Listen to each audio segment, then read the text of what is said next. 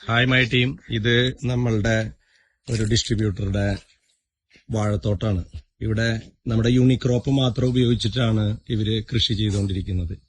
നമ്മൾ സാധാരണഗതിയിൽ വാഴത്തോട്ടം കാണുമ്പോൾ അറിയാം, അതിന് വേണ്ടത്ര, പ്രത്യേകിച്ചും ഈ സമ്മറിൽ പല വാഴത്തോട്ടവും ക്ഷീണമായി പോയിട്ടും അതുപോലെ രാസവളം കൊടുത്തിട്ട് അതിന് വേണ്ടത്ര രീതിയിലുള്ള ഉണർവില്ലാതിരിക്കുമ്പോൾ വളരെ, നമ്മളങ്ങനെ ഇതായിട്ട് പറയല്ല, വളരെ ആരോഗ്യത്തോട് കൂടിയിട്ട് ഏറ്റവും നല്ല നേന്ത്രവാഴ, അതായത് 100% ഓർഗാനിക് ആയിട്ടുള്ള നമ്മുടെ യൂണിക്രോപ്പിന്റെ മാത്രം കൊടുത്തിട്ട് വളർത്തുന്നതാണ്.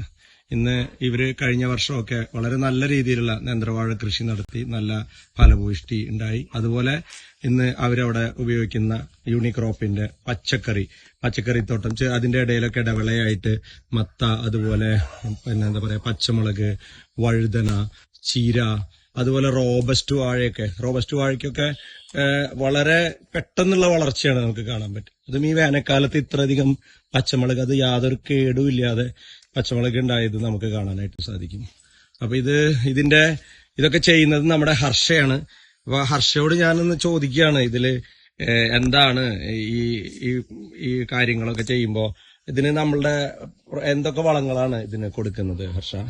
സാറേ, നമ്മളെ യൂണിക്രോപ്പ് മാത്രമേ ഉള്ളൂ.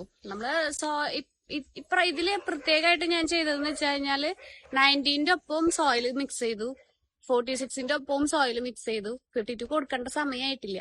അപ്പൊ അത് നമ്മള് കായക്കൊല വരുന്ന എല്ലാത്തിന്റെ ഒപ്പം സോയിൽ മിക്സ് ചെയ്തു. അപ്പോന്ന് വെച്ചാല് വളം കൂടുതൽ എഫക്ട് ചെയ്തു, ഒന്നും കൂടി എഫക്ട് ചെയ്തു. നമ്മള് സാധാരണ സോയിൽ ഒഴിക്കുമ്പോൾ ഓൾറെഡി എഫക്ട് ചെയ്യുന്ന നല്ല രീതിയിലുണ്ട്. ഇത് ഇത്തിരി കൂടി എഫക്ഷൻ ആയിരുന്നു. പിന്നെന്ന് വെച്ച് കഴിഞ്ഞാല് ഈ വെള്ളത്തിന്റെ ഒരു കുറവുള്ള കാരണം പെട്ടെന്ന് വളം പിടിക്കാനായിട്ടുള്ള ഒരു സൊല്യൂഷൻ ആയിട്ട് എനിക്ക് തോന്നിയ ഒരു കാര്യമായിരുന്നു. അപ്പൊ അങ്ങനെ ഇടയ്ക്ക് ട്രൈ ചെയ്തിരുന്നു. ഇതില് രാസവളങ്ങളോ അല്ലെങ്കിൽ കീടനാശിനികളോ, ഈ കൂമ്പടപ്പ് പോലുള്ള പ്രയാസങ്ങളൊക്കെ വാഴയ്ക്ക് വരാതിരിക്കാനായിട്ട് സാധാരണ നേന്ത്രവാഴ കൃഷിക്കാരൊക്കെ ഈ കീടനാശിനികളൊക്കെ ഇടാറുണ്ട്. അങ്ങനെ എന്തെങ്കിലും നമ്മുടെ ഈ തോട്ടത്തില് കീടനാശിനികൾ എന്തെങ്കിലും?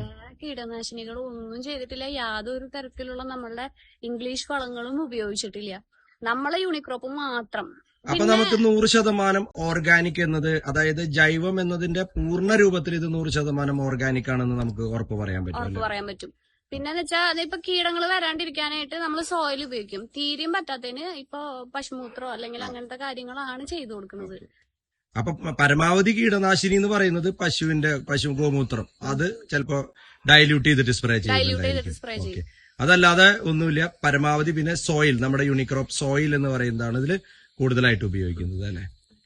അപ്പൊ ഇതിന് മുന്നേ കഴിഞ്ഞ വർഷവും ഇതുപോലെ കൃഷി ചെയ്തിട്ട് എങ്ങനെയാണ്, നല്ല റിസൾട്ട് ആണോ കിട്ടിയത് നേന്ത്രവാഴയ്ക്ക്? നേന്ത്രവാഴയല്ല കൂടുതലായിരുന്നത്, ഞാൻ നെൽകൃഷിയാണ് ചെയ്തിരുന്നത്. കഴിഞ്ഞ വർഷം നെൽകൃഷിയാണ് ചെയ്തിരുന്നത്. അത് നല്ല സക്സസ് ആയിട്ട് വന്നിട്ടുണ്ടായിരുന്നു. ഇപ്രാവശ്യം അങ്ങനെ തന്നെ നല്ല രീതിയിൽ സക്സസ് ആയിട്ട് വന്നു. അത് നമ്മള് ഇപ്രാവശ്യം പിന്നെ എടുത്ത് ചെയ്യാനൊന്നും കൊടുത്തില്ല, നേരെ സപ്ലൈകോയിലേക്ക് കൊടുക്കുകയാണ് ചെയ്തത്. കഴിഞ്ഞ തവണ നെൽകൃഷി ചെയ്തു, അത് 100% ഓർഗാനിക് നെല്ലായതുകൊണ്ട് തന്നെ മാത്രമല്ല അതിന്റെ കനം കൂടുതലായിരുന്നു, അതുപോലെ വിലയും നല്ലതുപോലെ കിട്ടി. ഇപ്പൊ വേസ്റ്റേജ് ഉണ്ടായിരുന്നില്ല, അതാണ് മെയിൻ ആയിട്ട് ഉണ്ടായിരുന്നത്. നെൽകൃഷിയിൽ വേസ്റ്റേജ് തീരെ ഉണ്ടായില്ല. നമ്മൾ ഏത് ഇംഗ്ലീഷ് വളങ്ങളും കാര്യങ്ങളും ഇട്ട് കഴിഞ്ഞു കഴിഞ്ഞാൽ ഇപ്പൊ കാറ്റത്തിടുമ്പോ വേസ്റ്റേജ് കൂടുതലായിരിക്കും. നമ്മളുടെ നെൽകൃഷി ചെയ്തിട്ട് നെല്ലെടുത്ത് പോയാൽ അതിൽ വേസ്റ്റേജ് ഉണ്ടായിരുന്നില്ല എന്നാ പറയണത്. നമുക്ക് കാറ്റത്തിടുമ്പോ അധികം ഉണ്ടായിരുന്നില്ല, വളരെ കുറവായിരുന്നു. അതായത് നമുക്ക് ഇത്രയും നല്ല പ്രോഡക്റ്റുകൾ, അതായത് കേരളത്തിൽ പ്രത്യേകിച്ചും കൃഷി ഒരു ബുദ്ധിമുട്ടായിട്ട് നിൽക്കുന്നു. അതുപോലെ രാസവളം ഉപയോഗിച്ചിട്ട് ഇന്ന് നമ്മളൊക്കെ ഭയപ്പെടുന്നത് എന്താണ്? പല രോഗങ്ങളും, ക്യാൻസർ പോലത്തെ മഹാരോഗങ്ങളൊക്കെ നമ്മൾ വാങ്ങുന്ന പച്ചക്കറികളിലും ഇതിലൊക്കെ ഉണ്ടാകുന്ന ഇത്രയധികം രാസവളം ഉപയോഗിച്ചുകൊണ്ടുണ്ടാകുന്ന കാര്യങ്ങളാണെങ്കിൽ ഇത് ഒട്ടും തന്നെ രാസവളം ഉപയോഗിക്കാതെ 100%, അതായത് യുണിബിസ് പ്രോഡക്റ്റ് മാത്രം ഉപയോഗിച്ചുകൊണ്ടാണ് നമുക്ക് ഇങ്ങനെയുള്ള കാര്യങ്ങളൊക്കെ നമ്മുടെ തന്നെ ഡിസ്ട്രിബ്യൂട്ടേഴ്സിന്റെ സ്വന്തം അനുഭവത്തിലാണ് ഇത് പറയുന്നത്. അപ്പൊ തീർച്ചയായിട്ടും നമ്മൾ ഓരോരുത്തരും ഈ പ്രോഡക്റ്റിന്റെ മൂല്യം മനസ്സിലാക്കിക്കൊണ്ട് നമ്മളൊക്കെയും നമ്മുടെ ഉള്ള സ്ഥലങ്ങളിൽ 5 സെന്റ് ആണെങ്കിൽ 5 സെന്റ്, അല്ലെങ്കിൽ 10 സെന്റ് ആണെങ്കിൽ 10 സെന്റ്, എന്തെങ്കിലുമൊക്കെ കൃഷിയായിട്ടോ അതല്ലെങ്കിൽ പച്ചക്കറി ആയിട്ടൊക്കെ നമ്മൾ പിന്നെ ഈ വളം ഉപയോഗിച്ച് ചെയ്യുകയാണെങ്കിൽ നല്ല ഭക്ഷണം നമുക്ക് കഴിക്കാം.